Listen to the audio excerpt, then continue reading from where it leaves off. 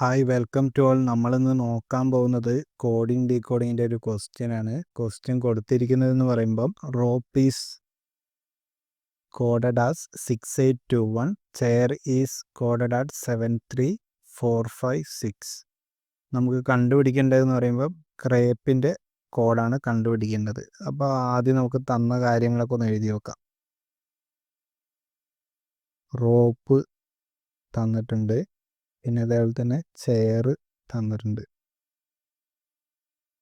എൻ്റെ കറസ്പോണ്ടിങ് കോഡും തന്നിട്ടുണ്ട് 6821 73456.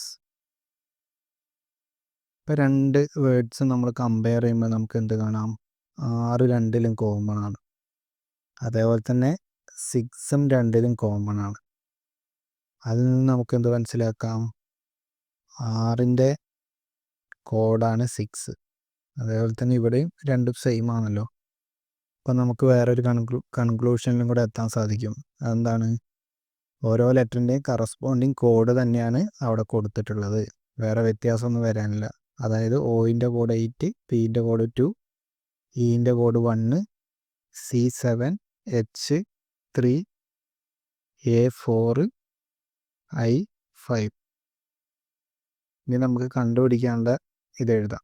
കണ്ടുപിടിക്കാൻ എന്താണെന്നുള്ളത് ക്രേപ്പ്. നമുക്ക് മനസ്സിലായി ഓരോ ലെറ്ററിൻ്റെ കോഡ് ഏതാ വരുന്നത്. അത് ജസ്റ്റ് ഒന്ന് എഴുതിയാൽ മതി. സിയുടെ ഏതാണ് വരുന്നത്? 7. നെക്സ്റ്റ് 6, 6 ഓൾറെഡി നമ്മൾ ഫസ്റ്റ് ഫൈൻഡ് ചെയ്തു.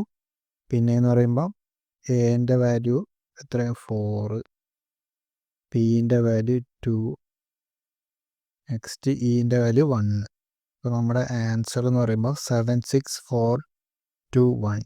76421 എന്ന് പറയുമ്പോൾ ഓപ്ഷൻ 2 ആണ് നമ്മുടെ കറക്റ്റ് ആൻസർ. ഈ ക്വസ്റ്റ്യൻ എല്ലാവർക്കും മനസ്സിലായെന്ന് വിചാരിക്കുന്നു.